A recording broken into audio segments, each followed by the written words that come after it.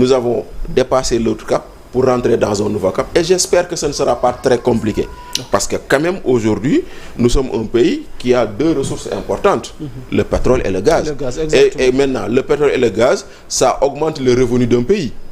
Ndaxte tey jii nii boo duggee ci économie, on vous dit que cette année-ci on prévoit une croissance de 8%, mais les 4% de croissance c'est le pétrole et le gaz. Donc ça veut dire que l'économie réelle n'a tourné que pour 4%. Donc ça veut dire que facilement le revenu par habitant va augmenter, et quand ce revenu par habitant va augmenter, ça va nous confirmer à être un pays qui est sorti des paiements pour rentrer dans la catégorie pays à revenu intermédiaire. Ok, Dembo Thioune, sur cette question concernant le retrait du Sénégal des PMA, pays moins avancés. Waaw déjà xam nga ils ont ñoom ñi nga xamante ni ñoom ñooy Nations Unies à travers le Conseil économique social, ils ont précisé une institution qu'on a supprimée au Sénégal aussi, il faut le dire, hein. Voilà. Recommandé par les Nations Unies, supprimé par le Sénégal, et c'est ce conseil-là qui nous dit que nous on sort des PMA. Le Conseil économique et social des Nations Unies moom moo ko daal di préciser, mais dafa préciser de manière très claire lu ñu tuddee la période de 5 ans. Ça veut dire que tey de manière très simple pour nga comprendre ko. Oui. Et on parle de transition. Transition, ça veut dire que mënul yomb ci yow parce que mën na am yoo xamante ni c'est des imprévus yi lay dal, et c'est ça, c'est lié des fois au phénomène naturel.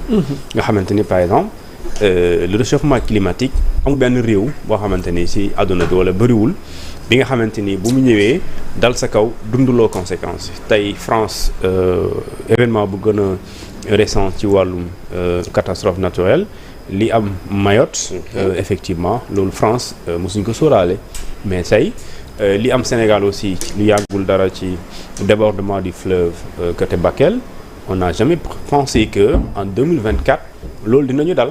Donc ça c'est des faits yoo xamante ni dafay arriver mu dal la te diggante boobu noonu tu es obligé malgré da nga war a jógee ci fi nga nekk pour jéggi, parce qu'on parle de transition, donc c'est un processus et vous avez 5 ans pour le faire, et dans les 5 ans ça veut dire que warul am jafe-jafe parce que dañ la ne yéen a ngi war a jógee fii dem fële, waaye nag même bu fekkente ni am na lu ñu tuddee difficulté énergétique wala am difficulté boo xam ne dafay jógee ci wàllum li ñu tuddee catastrophe naturelle, mais pare évoquer la les séquelles de la pandémie pour walla ne am nga ci responsabilité d'ici à 5 ans, quel que soit lii am yow da nga war a garder le cap pour jóge fa. Et maintenant c'est comme xale bi ngay feral, même boo xëy feral mënoo jékki-jékki rek dagg no sevrage brutal baaxul mënul nekk xale bi su boobaa kenn du nelaw ci kër gi. Exactement. Dañ la ne léegi dafa war a fer am nga fii ba ñaari weer. Léegi da nga koy tàmmal 2 heures de temps du lekk, mu dem ba day mu yemale lekk ak ñàkk namp ak ñàkk namp. Et je pense que aussi état au Sénégal bu fekkente ni, parce que on n'est pas le seul pays, hein. Il y a le Cambodge ak ñun la ñu boole, ñun ñëpp war a nekk ci même situation bi, mais avant ñoom il y a eu des pays africains yoo xamante ni étaient dans cette même situation. Et ils sont sortis. Le Cap-Vert, Botswana nekk na fi, même la Guinée équatoriale boo xamante ne sorowul fii. Alors je pense que le Sénégal tey n'a rien à envier à ces pays-là. S'ils parviennent ñu génn ici, le Sénégal pourra également génn ici, parce qu'il y a des réalités yoo xamante ni ñun on en dispose, et eux-mêmes bu ñu xool comparaison gënuñu ci pare. Et aussi tout dépend de ñi nga xamante ni ñoo jiite réew mi, maanaam ce qu'ils ont comme ambition pour le Sénégal du point de vue économique. Et dans ce projet, j'ai vu par exemple le Sénégal 2050, on nous parle un aspect bu am solo mooy, parce que tout à l'heure Bassi dafa wax une économie extravertie. Mais ils ont proposé le contraire. L'économie endogène. Et pareil, inclusive. Et loolu soo ko appliqué dina la jàppale bi nga génn ci li nga xamante ni li nga doon xalaat jafe-jafe la. Parce que si tu dépends de l'extérieur. Exactement. Si tu dépends de l'extérieur, bu réalité monde amee prix yi, c'est pas le consommateur qui détermine un prix, c'est le producteur.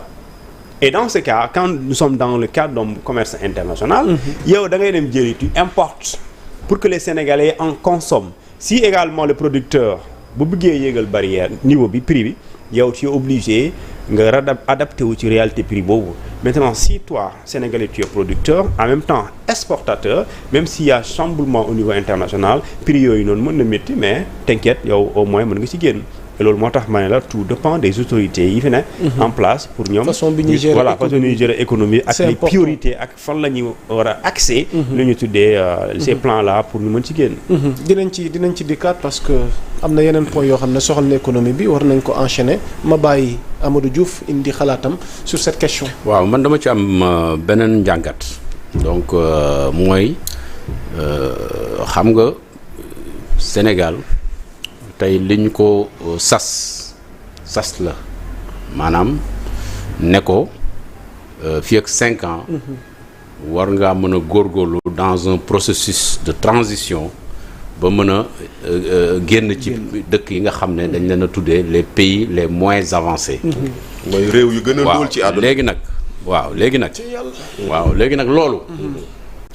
xam nga loolu xam ne génn guñu. déedéet loolu dañ ko war a jàpp parce que fi mu ne nii débat bi ñu bëri. non sans comprendre résolution am na. génn guñu ñu ngi ci buntu génn. waaw mais li ñu war a jàpp ci bopp askan wi. c'est vrai génn guñu. waaw génn guñu. mais li am solo xam nga lan la. mooy lan. mooy processus la ba yegg si fii.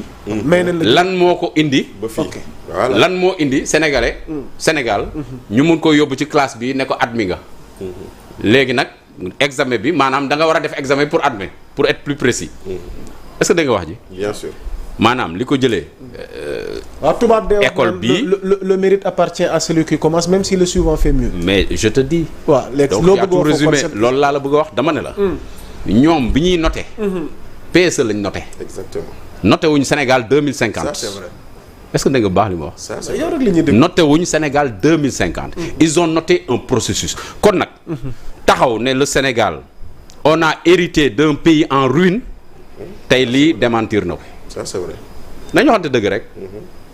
lii daf ko démentir le fait de dire qu'on a hérité d'un pays en ruine xaalis amu fi dara amu fi bu loolu nekkoon dëgg li nga xam ne moom la Nations Unies wax du ko wax nañu waxante dëgg ñoom ba ñu jugé wuñu sur à un certain moment boo xam ne dañ ne y a eu transition au Sénégal rek bon on juge maintenant l'avenir ne Sénégal war naa mën a génn ci PMA déedéet dañoo juger le passé ils ont apprécié la progression économique du Sénégal évidemment ba yegsi fi mu yegsi bi ñu defee seen évaluation par rapport ak seen critères d'évaluation mais ñoom ñu conclure ne Sénégal bii ñu gis mi ngi ci yoon bu baax bi. mais Amadou. waaye est-ce que ñoom dañoo juger l'après Sénégal. non déedéet avant foofu lay préciser dama ne. ñoom dañu juger. ba décembre 2024 seen rapport décembre 2024 la yem. mars 2024. dégg nga bu baax li ma wax décembre 2024. évaluation bi c'était mars. waaw deuxième 2024 la yem. mais waaw d'accord 2024. waaw ci la ñuy toog. waaw defal ndànk mais kon mënu nekk defal ndànk yow tamit amuñu woon programme mënu nekk programme. xaaral rek dina leer effectivement li nga wax xaaral dina leer. est-ce que comprendre nga li ma bëgg a wax tamit. xam naa li nga bëgg a wax. waaw xam naa li nga bëgg a wax bu baax.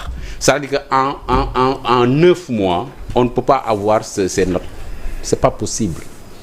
Ces notes on ne peut pas l'avoir en 9 mois c'est l'évaluation du Sénégal ba bu ñuy yegg si décembre loolu yëpp lañ boole. mais déggoo ma ne le processus. ñi fi nekk actuellement tegaguñ aucun acte. ils viennent de proposer un projet 2050 yaa ngi dégg déroulé ñu ngi leen di soogal voter la loi de finances ñu ngi leen di soog a natal xam nga kooku ñooñu déroulé guñu ñu ngi soog a jot seen xaalis pour dérouler donc liñ fi doon def yëpp ci xaalis bële la woon loi de finances 2024 lañ doon dawal ñoom di ko eggali yaa ngi dégg baax li ma wax donc on ne peut pas dire que ñoom ñoo tax Sénégal ñu ne day génn ci PMA bu ñu nax sénégalais yi li fi président Macky Sall liggéey li fi président Abdoulaye Wade liggéey li fi président Abdou Diouf liggéey loolu ba ci Senghor sax bu la neexee loolu la ñu topp ba yegsi di juger Sénégal ba yegsi ne Sénégal kat gis nañ ne war naa mën a génn PMA parce que toll na fa ni ko Bachir rappelé sànq jamonoy Abdou Diouf tolloon nañ foofu mais y a eu des appréciations ñu ne bëgguñoo génn fii parce que y avait des avantages ñu bëgg a bénéficier wu c'est normal mais dama la bëgg a wax ne du gulet tëbuñu tëb rek ah ne Sénégal tey day génn PMA dafa am processus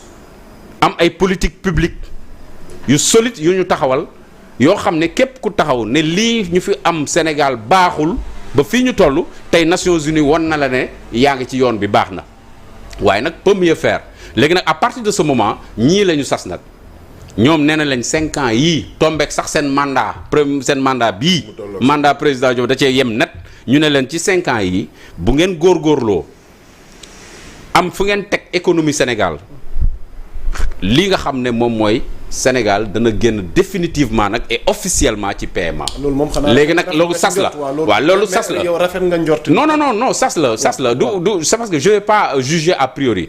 xam nga li am solo pas juger a priori. waaw non boo ma ne ndax rafet nga njort ak base yi ñu teg. non dañoo tegagul dara.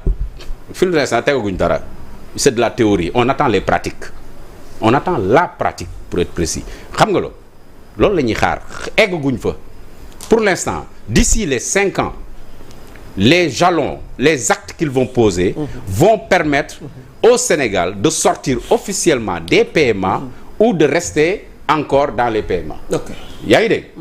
léegi nag beneen lecture bi nga xam ne am na solo. mooy ku yor caq du xeex ak kuy borom baatu nen xam nga tey boo yoree réew da nga war a apaiser aujourd'hui dañu war a nekk dans une logique d'apaisement woote jàmm. parce que dañ ne la bu amee transition sans heure maanaam sans violence sans ñu heurter sans choc. yaa ngi dégg sans violence léegi nag loolu violence amagu fi non defal ndànk de moom laay wax nii dafa ne li Nations Unies wax laa lay répéter conseil économique social bu Nations Unies li mu wax moom laa lay répéter dañ ne bu il faut que mu am transition dama koy wax mu simple pour sénégalais yi comprendre dama ne dañ ne bu ñu amee transition boo xam ne amul benn jafe-jafe. amul mbiicoo mbaaloo amul dóorantee xeer amul sànnentee xeer comme li ñu fi gisoon diggante 2021 ba 2024. loolu bu fekkee amul te Sénégal ci wàllu économie ma ngay góorgóorlu di def ay jéego. danañ ko génne ci PMA xam nga loolu. nekkatul ci responsabilité président Macky Sall moo tax ma ne la ñii nag ñu ngi leen sas dañ leen a sas li ñëpp liggéey ba mu yegg si fii. bu ñu këpp yelwaan ba. loolu lañ leen wax dañ leen wax bu ñu leen këpp yelwaan bi maanaam woote leen jàmm woote leen apaisement ba nga xam ne liggéey bi ngeen war a def di ngeen ko mën a def ci anam yu gën a muccee ayib Sénégal mën a génn ci pays yi nga xam ne moom la ñuy wax PMA mooy pays les moins avancés donc loolu pour mu am loolu ci seen responsabilité ñoom ñi yor nguur bi actuellement la ñee seen wàllu wéy na liggéey nañu Sénégal ba mu yegsi fi mu yegsi li ci des mooy jàllale ko maanaam daal yor nga sa élève formé ko ba classe examen mu war a def examen ñu jox ko professeur bu bees professeur boobu nag moo am sas mu réussir examen bi. Bachir ci point économie bi la ñuy des léegi dañuy enchaîner avec le débat sur l'endettement du Sénégal donc 4500 milliards ndax boo ko addooree 4491 boo ko arrondir 4500 débat bi ku mel ni Pape Malick Ndour relancé waat ko mu yëkkati tolle ba ñaari kaang ci werante par rapport aux chiffres ndax nguur gi fi nekk danoo leb 4500 milliards ba di waaj a lebaat 4500 milliards muy 9000 milliards comment comprendre ce document déjà sax yow signé nga ci benn chronique donc ñu dikkaat ci boobu le débat concernant l'endettement du Sénégal. waaw man de en fait dans ma chronique j'ai dit derrière le vote sans débat noonu laa ko tuddee ndaxte dañ doon waxtaan fii semaine passée. Exactement. Sur l'utilisation de l'article 86. ma ni leen man compte tenu de la situation et de l'urgence je comprends l'usage de l'article 86.6 et que bon nangul nañ leen loolu il nous faut avoir un budget avant le 31 décembre à défaut de reconduire le budget de Macky Sall donc j'ai pas de problème ce qui a été fait c'est légal la seule chose que je maintiens encore une fois ndaxte fii laa ko waxee woon semaine passée ngeen ne non le premier ministre n'était pas tenu je maintiens que le premier ministre aurait dû se présenter parce que l'article 49.3 en France